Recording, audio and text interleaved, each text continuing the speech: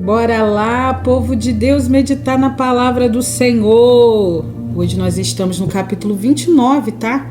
Do livro de Gênesis. Hoje é o 29º dia que nós estamos meditando na palavra. Então não para não, tá? Não deixa para amanhã, não deixa acumular. Amanhã eu leio, o capítulo é muito... Não, faz isso não.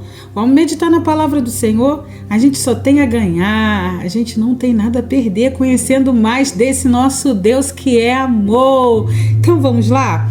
Vamos lá que eu estou com a minha alma sendo saciada pela palavra. Então eu não posso deixar para amanhã, eu tenho que meditar nela hoje, o tempo é hoje. Então vamos lá.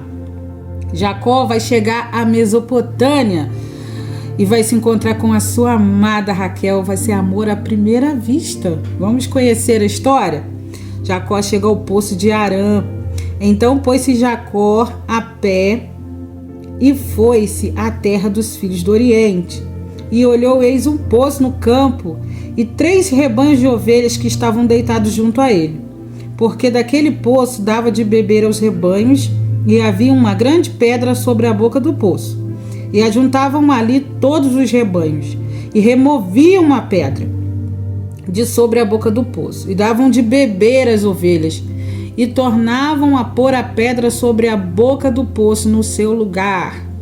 E disse-lhe Jacó: meus irmãos, de onde sois? E disseram: somos de Harã. E ele lhes disse: conheceis a Labão, filho de Naor? E disseram: conhecemos. E disse-lhes: mas está ele bem? E disseram: está bem. E eis ali, Raquel, sua filha, que vem com as ovelhas. E ele disse: eis que ainda é muito dia, e não é tempo de ajuntar o gado. Dai de beber as ovelhas, e ide e apacentai-as. E disseram: não podemos, até que todos os rebanhos se ajuntem, e removam a pedra de sobre a boca do poço, para que demos de beber as ovelhas. Jacó encontra Raquel. Estando ele ainda falando com eles, veio Raquel com as ovelhas de seu pai, porque ela era pastora. E aconteceu que, vendo Jacó a Raquel, filha de Labão, irmão de sua mãe, e as ovelhas de Labão, irmão de sua mãe, chegou Jacó e removeu a pedra de sobre a boca do poço, e deu de beber as ovelhas de Labão e de sua mãe, irmão de sua mãe. E Jacó beijou a Raquel e levantou a sua voz e chorou. Era necessário, que mais pessoas chegassem ali com suas ovelhas. Aí aqueles homens todos juntos, fariam ali uma força para poder remover a pedra, para poder abrir o poço. Mas Jacó se sentiu ali, ele teve um incentivo ali, porque ele olha para Raquel e diz: é agora que eu vou impressionar. É agora. E aí ele ali, diante daquele incentivo, ele corre, vai lá, e remove, aquela pedra para poder dar de beber às ovelhas, E aí ele vai chegar perto de Raquel, ele vai levantar a sua voz e vai chorar, porque ele sentiu ali, ele sentiu um amor por ela. Foi coisa de primeira vista, amor à primeira vista. E Jacó anunciou a Raquel que era irmão de seu pai, que era filho de Rebeca. Então ela correu e anunciou a seu pai. E aconteceu que, ouvindo Labão as novas de Jacó, filho de sua irmã, correu-lhe ao encontro e abraçou-o, e beijou-o, e levou-o à sua casa. E contou ele a Labão todas essas coisas. Então Labão disse-lhe: verdadeiramente és tu o meu osso e a minha carne. E ficou com ele 1 mês inteiro, só ouvindo-as, só colhendo informações, só ouvindo as histórias, Depois disse Labão a Jacó: porque tu és meu irmão, hás de servir-me de graça? declara-me qual será o teu salário. E Labão tinha 2 filhas. O nome da mais velha era Leia, ou Lia, né? Como você preferir. Eu gosto mais de chamar ela de Lia. E o nome da menor, Raquel. Lia, porém, tinha olhos terros, mas Raquel era de formoso semblante e formosa vista. Lia não era aqui, né, um mulherão, né? Ela que era inferior, um pouco inferior a Raquel, né? Então ela não tinha os olhos como de Raquel, não tinha um semblante como de Raquel. E Jacó se apaixonou por Raquel, não por Lia, né? E Jacó amava Raquel e disse: 7 anos te servirei por Raquel, tua filha menor. Então disse Labão: melhor é que eu te dê do que a dê a outro varão. Fica comigo. Assim serviu Jacó 7 anos por Raquel, 7 anos. Ele trabalhou, né, para se casar com Raquel. E foram os seus olhos como poucos dias, pelo muito que a amava. Olha que coisa linda, né? Por amor, ele ali serviu, trabalhou bastante, né? E para ele era como se não fosse nada. Isso aqui se compara ao amor de Cristo pela sua igreja, né? Sofreu naquela cruz, né? Mas que não se arrependeu de ter feito o sacrifício por amor a mim, por amor a você. E naquele tempo era necessário Jacó apresentar um dote, né, por Raquel. Mas como apresentar algo se ele, né, não tinha nada? Então foi por isso que ele trabalhou 7 anos por ela.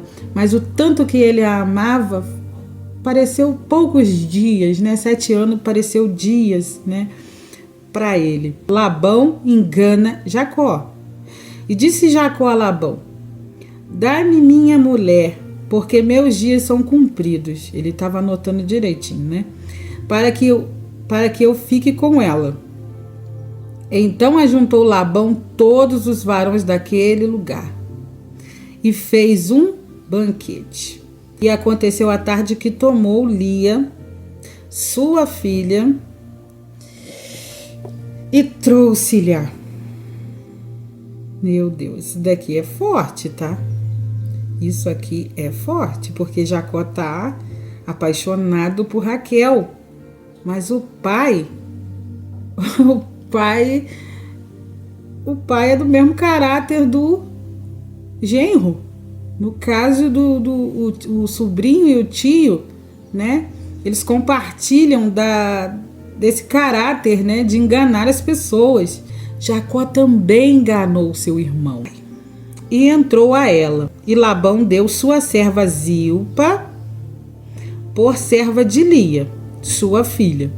E aconteceu pela manhã ver que era Lia, pelo que disse a Labão: por que me fizestes isso? Agora imagina a surpresa. O moço achando que tinha casado com o amor da vida dele. E aí quando ele acorda, ele olha... Ai, gente, faço ideia, que decepção, né? Não é por mal, não é que Jacó fosse uma pessoa má, mas é que ele era apaixonado por Raquel.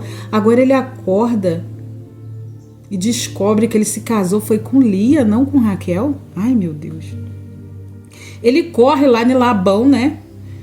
Enganado, se sentindo traído, né? E pergunta: por que me fizesse isso? Não te sirvo, não te tenho servido por Raquel?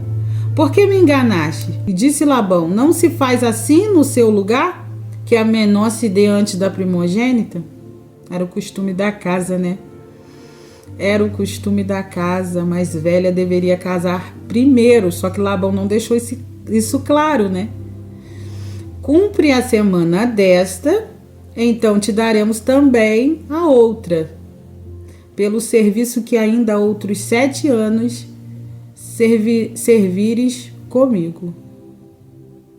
Agora, olha que coisa. 7 anos. Vamos imaginar aqui rapidinho. 7 anos, gente. 7 anos de sonho, 7 anos ali de um namoro, 7 anos de espera, 7 anos, né, de um relacionamento ali se formando, de um amor a cada dia aumentando, né? Esses dois com certeza fizeram sonhos de ficar junto, tinham sonhos de ficar junto, fizeram planos de ficar junto. Chega no dia do casamento, todo preparado ali para Raquel, né? Os preparativos para o casamento, a noite tão esperada.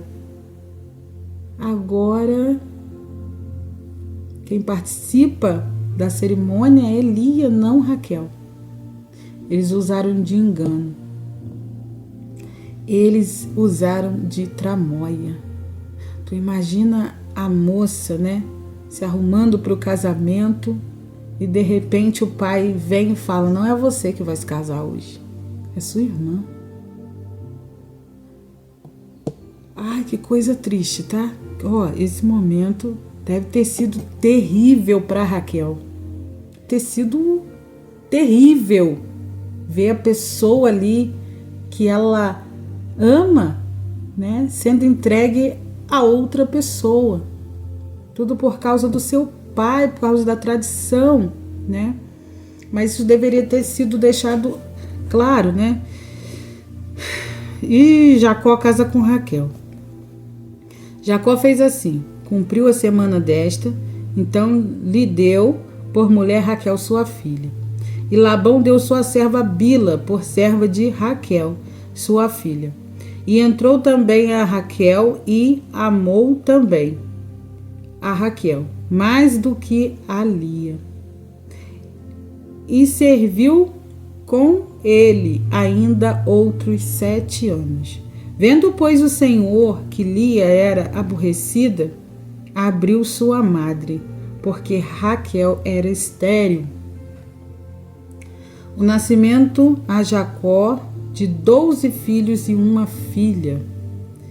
E concebeu Lia e teve um filho, e chamou o seu nome Rubem, dizendo: porque o Senhor atendeu a minha aflição, por isso agora me amarás o meu marido. Ela estava ali com esperança de ter um pouquinho, né, da migalha do amor do seu esposo, né? E concebeu outra vez e teve um filho, dizendo: porquanto o Senhor ouviu que eu era aborrecida, me deu também a este, e chamou o seu nome Simeão. E concebeu outra vez e teve um filho, dizendo: agora, esta vez, se ajuntará meu marido comigo, porque 3 filhos lhe tenho dado. Por isso chamou o seu nome Levi. E concebeu outra vez e teve um filho, dizendo: esta vez louvarei ao Senhor. Por isso chamou o seu nome Judá e cessou de ter filhos. E Lia ali estava mendigando, né, um pouquinho do amor, né, do seu esposo. E aí a palavra vai dizer que ela vai ter o seu primeiro filho. O nome dele, né, é Rubens, porque ela acredita, né, que ali o Senhor, né, viu aquela aflição, aquele sofrimento dela, né, e atendeu, né, a oração dela, atendeu ali toda aquela lamúria, aquela aflição pela qual ela passava. Por isso, né, ela achou: agora o Senhor me deu um filho, meu marido vai me amar. E nada, né? Concebeu pela segunda vez, teve o outro filho. Aí ela vai e diz: o Senhor tá vendo que eu estou aborrecida, né? Me deu também esse outro, eu vou chamar ele de Simeão, né? E concebeu outra vez e teve um filho, dizendo: agora, esta vez, me ajuntará o meu marido comigo. Ela achando, né, que através daquela gravidez agora, né, como Raquel é estéril, meu marido vai se aproximar de mim. E nada. Ainda quando ela tem, né, concebeu outra vez agora, né, meu marido vai se ajuntar, não se ajuntou, né, e concebeu outra vez e teve um filho, dizendo: esta vez, sabe o que eu vou fazer? Eu louvarei o Senhor. Eu vou parar de buscar reconhecimento de homens. Eu vou parar de tentar agradar a homens. Eu vou adorar, eu vou louvar ao Senhor. Então ela vai chamar o nome do menino de Judá e cessou de ter filhos. Sabe o que é interessante que a gente pode, né, entender com essa história? Né? O capítulo 29 narra a chegada de Jacó à Mesopotâmia, né? Ali ele foi enganado por Labão, né? E a gente vê ali que ele vai colher aquilo que ele plantou, porque nessa vida é assim, a gente colhe aquilo que a gente planta, não tem jeito, não queira, tá? Plantar melancia e colher batata. Não queira plantar o mal e colher o bem, tá? Se você plantar coisas boas, você vai colher coisas boas, mas você vai colher exatamente aquilo que você plantar. Não queira plantar inimizade e colher amizade. Não queira plantar ódio e colher carinho. Não tente plantar contenda e colher uma vida de tranquilidade. Você vai colher exatamente o que você plantar. Então não faça com os outros aquilo que você não quer que seja feito com você. Não engane, não minta, porque mais cedo ou mais tarde você estará colhendo os frutos daquilo que você plantou. A gente vai ver, né, que em meio aos conflitos familiares, a nação de Israel vai começar, né, a ser construída, né? O caráter é moldado nas provações, né? O caráter ali de Jacó foi começando a ser moldado por Deus ali em meio às provações, né? Aí, o que a gente pode observar aqui? Né? O que ele fez com seu irmão Esaú, agora ele está pagando. Lia não era amada pelo seu esposo, Lia não era de boa aparência, né? Mas nós temos um Deus que ele é tão poderoso, porque faltava o brilho nos olhos daquela mulher, faltava a alegria, né? Faltava ela ser amada, né? Quando na terra não tem ninguém que ame, tem um céu. Tem no céu um Deus que diz: eu te amo tanto, eu te compreendo, eu te entendo e eu te conheço, eu te amo da forma que você é, do jeitinho que você é, né? Aos olhos do Pai, nós somos obra-prima porque foi Ele que nos criou, né? E Ele nos criou uma imagem e semelhança dele. Aí nós podemos entender, né, que às vezes as pessoas são rejeitadas, às vezes somos rejeitados por muito. Mas quando na terra alguém te rejeitar, saiba que você é aceito no céu, você é amado no céu. O nascimento de Judá, né, ela para de buscar ser aceita por Jacó. Olha que coisa interessante, ela tem o primeiro filho, ela tem o segundo filho, mas aí quando ela tem o seu filho Judá, ela para de buscar ser reconhecida por Jacó. Ela para de mendigar o amor de Jacó. Ela diz: eu não vou mais implorar que ele me veja, que ele me dê atenção. Eu vou louvar o Senhor. Ela consegue encontrar forças em Deus, ela consegue encontrar a sua identidade no Deus que aceita todos do jeitinho que nós somos. A rejeitada se torna a matriarca de tribos importantes, como a tribo de Levi, deles vieram os sacerdotes, e de Judá, né, que vieram veio a realeza, veio príncipes e reis, né? E ela entra para a linhagem messiânica de Jesus. É essa mulher mesmo, aquela que não tinha aparência. Deus deu dignidade a ela. Deus fez ela ser reconhecida. Essa mulher entra para a história como uma mulher rejeitada pelo seu esposo, mas amada pelo Deus de Israel. Ela encontrou satisfação em Deus, ao invés de buscar a aprovação humana. Deus olha para nós e vê potencial em nós. Deus olha para nós e consegue ver aquilo que ninguém vê. Fica com Deus. Até amanhã, se Deus quiser.